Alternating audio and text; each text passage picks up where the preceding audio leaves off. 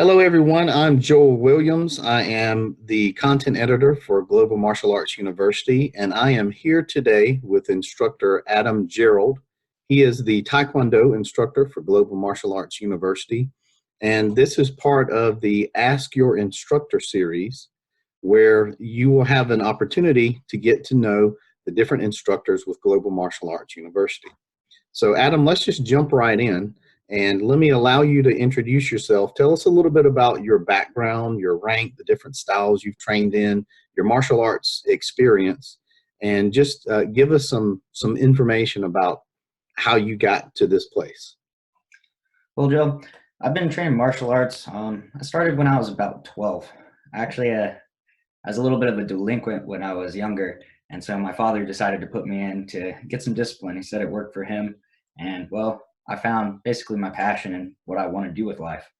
So I started off in Taekwondo. I originally did a style called Chungdo Kwan Taekwondo, which was one of the original 8 Kwans. And then I moved on and I went to the World Taekwondo Federation style. And now I'm currently a 3rd degree black belt in that. And I've been training that, like I said, since I was 12. So a little over 13 years now. And then during that whole time, I've always just loved martial arts and I didn't really want to do anything else. So I would always be watching YouTube videos and trying to learn as much as I could. At one point, I think I was training at 3 different schools at the same time just because I wanted to continue my learning. I was doing Taekwondo and I was doing Jiu-Jitsu at another school and I was doing Capoeira at another school just because that's who I am. I always love to learn. And that's kind of how I got into working with the GMAU. I wanted to learn more about some other styles of martial arts, and I found the Ultimate Bow program, and I was like, hey, I've never done bow staff before. I spun it around a little bit, and I didn't know much, so I was like, I want to learn this. So I started working that program, and one day Michael asked me to come out and do a class with him, and he wanted a student to help him out with one of the classes, and me and him got to talking. And that's how I actually got into the GMAU, is just based off my curiosity of wanting to learn.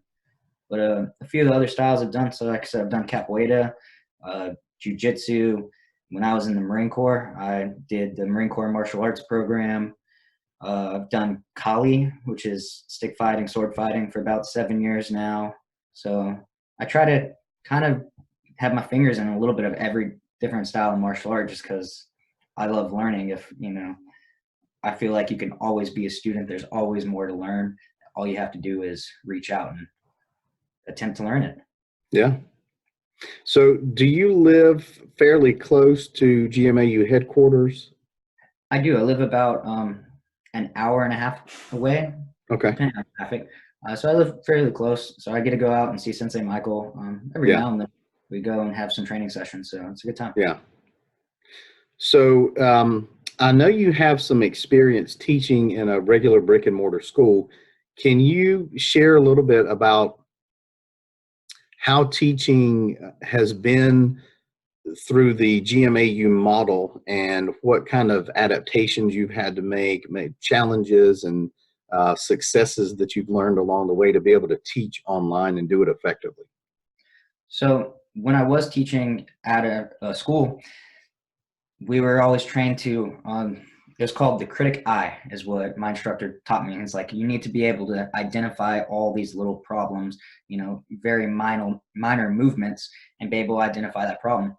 Well, you don't have that when I'm teaching the lessons or the classes. I don't quite get to have that direct feedback where I see what's happening and then I give you the feedback instantly. Of course, I do this during the video testing, but it's not as often. So when I'm filming something, I have to preemptively give corrections. So what I know to be the most common based off experience, like, okay, they didn't rotate their foot, or there's an L shape in their hip when they're doing the roundhouse kick. There's all these little details that I have to have populating in my head as I'm teaching these techniques. That way, somebody that's doing it, they can be like, oh, I am doing that. Let me make this correction real fast. So it's more of a preemptive feedback rather than a reactive feedback where I see what's going on and then give you that feedback. So it's a little bit different in that aspect, but definitely having done it in person is, that's how I know these are what is the most common mistakes. And then also based off of the testing, the online testing, what I do is I write down and I keep everybody's sheet and with all their everything that's written down for the corrections, and that way I can have an idea of, okay, this is the most common thing, and maybe I didn't explain it well enough in a video, so I can go back and hit that again, maybe in a class, or refilm that video. That way I really know that I hit that point that is, you know, the most common mistake, and make sure that it's going back to everyone else so that they can see that as well. Yeah. So that's a really good inside view, I think, for people on how this process occurs. And it's not just testing, it's also students have to submit assignments for each belt, and they have to submit progress checks. And the progress check is kind of like a mini test. So I would imagine you use some similar processes when you're looking at those things as well. Oh yes, just always looking for any little details. And I'm very detail orientated. So I always have to tell people, especially the first time, is like, I'm going to give you a lot of feedback.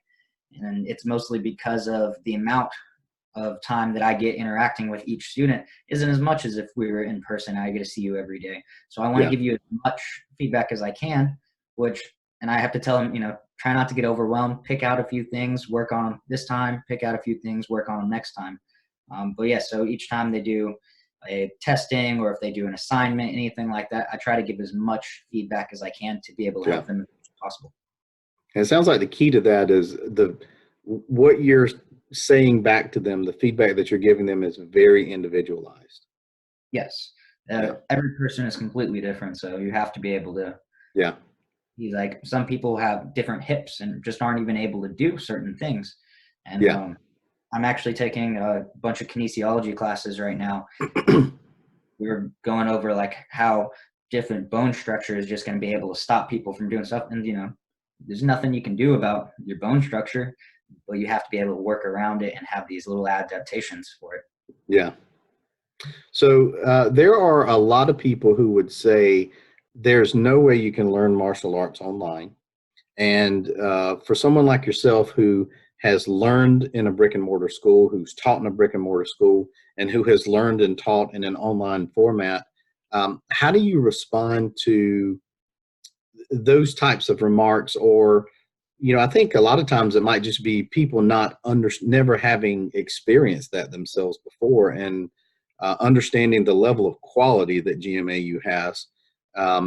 So I can see kind of a knee-jerk reaction to that. It seems somewhat logical, but how would you respond to something like that?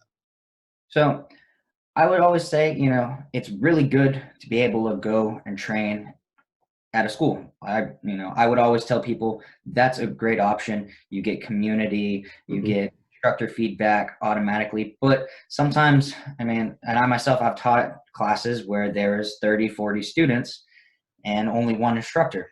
It's very difficult to be able to give good individualized feedback to every single student, especially if you have one student that's really taken up a lot of your attention because they need more corrections than everybody else. When you're online, I'm able to give concise feedback directly towards that person for what they need. And it's all individualized compared to them. So, and then another thing that most people don't seem to realize, and, you know, before I started working with the GMAU and before I started training with the GMAU, I didn't realize it either.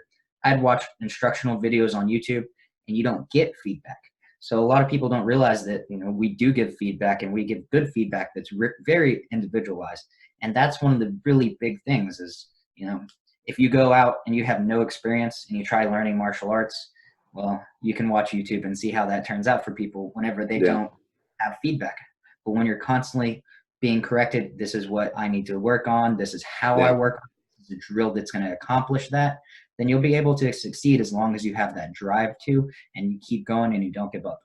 Yeah, those are excellent points. Let me ask you kind of a two-part question here.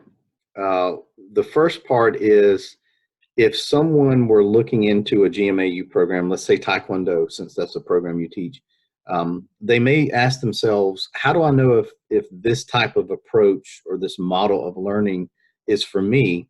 And then the second part of the question would be for that person, if they try it, they like it, or just people who are in the program now, what would you say are the keys to success once you're in one of these programs? Well, the great part about the GMAU is basically the first level, and it seems like for all the courses, is Hmm. basically free.